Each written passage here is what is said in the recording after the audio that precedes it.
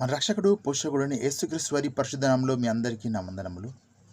ప్రభునందు ప్రియులారా, ఈ మధ్యకాలంలో చాలామంది సువార్త సేవ చేస్తున్నారు. చాలా సంతోషం. కానీ సువార్త ప్రకటించడము ప్రాముఖ్యము. దానికన్నా ముందు మీరు యేసుప్రభువుని పూర్తిగా అర్థం చేసుకోవాలి, తెలుసుకోవాలి. ప్రార్థనలు, వాక్యంలో ఎదగాలి. అప్పుడే సువార్త ప్రకటించడానికి మీరు సిద్ధపడాలి. అది కూడా దేవుడి పిలుపు మేరకి. ఎందుకనగా ఈ మధ్యకాలంలో కొన్ని రీల్స్, వీడియోస్ చూశాను. ఒక్కొక్కరికి సమాధానం చెప్పలేకపోతున్నారు ఇతర వాళ్ళకు. ఎందుకు? వాళ్లకు సరైన ప్రార్థన శక్తి లేదు, వాక్యము చెప్పలేకపోతున్నారు సరిగా.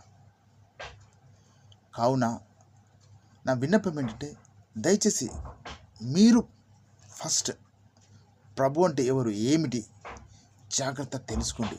ఎవరికి ఎట్లా సమాధానం చెప్పాలా అది తెలుసుకోండి ఫస్ట్. ఎందుకంటే యేసు ప్రభు కూడా కొంతమందిని పంపించాడు, 12 మందిని, మళ్ళీ నెక్స్ట్ టైం 70 మందిని. అతను ప్రార్థించి అభిషేకించి శక్తి ఇచ్చి పంపించాడు, ఊరికనే పంపలేదు. మరి మీరు ఎలా వెళ్తున్నారు? మీ వల్ల నిజంగా సేవ చేసే వాళ్ళకి డిస్టర్బెన్స్ అవుతుంది. కావున చేస్తే సిన్సియర్గా చేయండి, లేకుంటే మీ సువార్త ప్రకటించకండి. మీరు మారు మనసు పొంది మీ బాధ్యత నిర్వహించుకోండి, అంతే. దేవుడు మీ ద్వారా సువార్త ప్రకటించుకుంటాడు.